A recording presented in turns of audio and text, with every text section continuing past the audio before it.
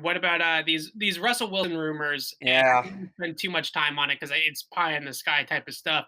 I think the main thing is that this is Russell Wilson going through the media and telling the Seattle Seahawks that offensive line has to be a priority for this team in the draft, because that's what Jason La Canfora's report said, was that Russell Wilson's camp is unhappy with the fact that the Seahawks haven't been able to protect Russell Wilson better. Now, I do want to mention this with Russell Wilson. He has the second longest time to throw in the NFL, and he is a scrambling quarterback. Ask Deshaun Watson, it's the same thing, right? Those types of guys, they do bring on pressure. They are hard to block for in pass protection, and they are guys that invite pressure a little bit. So if you're going to be that type of quarterback, and you're not going to throw in rhythm and on time often, and you're going to try to play playground ball and move around in the pocket and do all the things that make Russell Wilson the magician, you have to live with the fact that sometimes you're going to get hit playing like that. So I think on one hand, the Seattle Seahawks can definitely upgrade their offensive line and have struggled for the most part in making that a good line for Russell Wilson. But it's also his style of play that leads to some of those opportunities for other teams to get after him. I think that this is mostly just Russell Wilson through the media, using the media as a way to say to Seattle, hey, you guys need to get me some help on the offensive line next year, or else I am going to be unhappy. But I think we're very, very far away from a divorce here. And it's kind of a no-brainer, right? They have a pretty solid roster all the way around, right? They've got good receivers.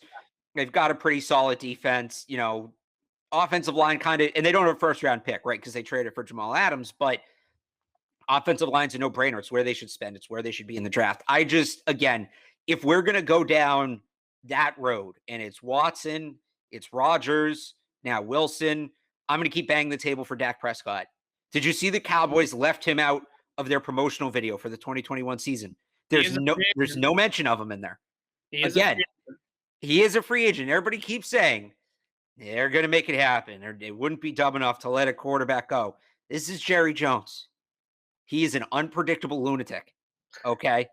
Do not sleep on Dak Prescott. And maybe it's not free agency. Maybe they tag him, he holds out, he demands a trade. Like, maybe that's the path.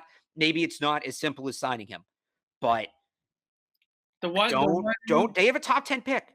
Right. They can be in the conversation for Trey Lance. If they look at Trey Lance and think he can beat Dak Prescott in 2 or 3 years, it doesn't make a lot of sense to trade to keep Dak Prescott if they're having this much trouble with the contract. Do not sleep on Dak Prescott. I'm going to keep saying it, because if this is the conversation you want to have, we're not talking about Watson. He has the no trade clause. He's not coming here. Okay. That one's off the table. Rodgers isn't going anywhere. Wilson, at least this offseason, isn't going anywhere. If you want to go that, let's really take a swing, that you want to get nuts, let's get nuts. If that's what you want to do, then we're talking about Dak Prescott. That's the guy in that category. I can't argue anything that you said. I mean, it still would be blasphemy for me to see a 25-year-old franchise quarterback that doesn't seem too unhappy. Maybe the contract negotiations aren't going too well, but I don't think Dak Prescott's unhappy with the situation that the Cowboys have put him in his career, right? Great offensive talent around him. Yeah, he hasn't had the postseason success, but he's certainly had the opportunities to be a really good quarterback there in Dallas. And I don't think that he's necessarily unhappy with the fact of what they've done for him in terms of team building. Maybe he's unhappy with them in terms of contract. But basically what I'm getting at is this is not a Deshaun Watson situation where he wants out. Yet. Right? Yet. It could get. If they franchise him, especially coming off of that ankle injury, I could totally see him say, no, screw it. I want the long-term deal. If you're not going to give it to me, find somebody who will. Right. I can totally see that. Right. And I think the thing that you got to look at with Dak is that franchise tag deadline, which is usually sometime right before free agency in March. Yep. That's going to be a big date. If they don't tag him again, and there is a chance, an even better chance, obviously, at that point, that he's going to hit the open market and that he's going to be a free agent. And we're going to talk about in a second a quarterback named Tom Brady, who we thought there was no chance he could play for another team. And here we are. And I think that we have gone throughout the course of NFL history. There are a lot of instances, not necessarily a Dak-like situation where he's truly in his prime. I think maybe Drew Brees is kind of the only recent example of a quarterback to move in the prime of his career. And Drew Brees similarly had that shoulder injury that he was coming off of, just like Dak has this ankle injury that he's coming off of. I think it's a dream scenario. I think that it's a very slim chance of happening, but crazier things have happened in terms of maybe not Dak Prescott coming to New England, but Dak Prescott becoming available and moving this offseason from Dallas to another team. Crazier Well, things certainly happen. if he does, isn't New England the most logical landing spot? Let's say he becomes a free agent.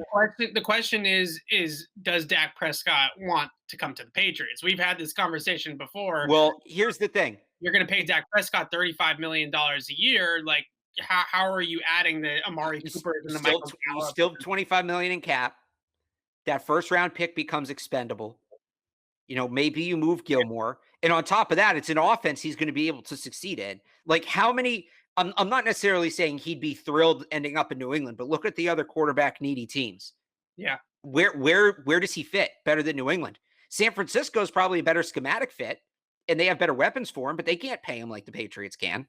Yeah. That's not going to happen. The Patriots can give him that blank check, and there's going to be a lot of Russell Wilson rumors, but I do agree with you that Dak Prescott is sort of the sneaky one that we probably should, if we're going to go there, right? If we're I'm not saying it's going to happen. It's like the Wentz thing before, where I'm saying we needed to talk about Wentz. That's if you want to talk about that category of quarterback, it's Wentz. If you want to talk about this category of quarterback, it's Dak. I'm not saying either's going to happen, and I don't want the Wentz one to happen, but this is if we're going to be nuts, let's at least be nuts within a scope of reality.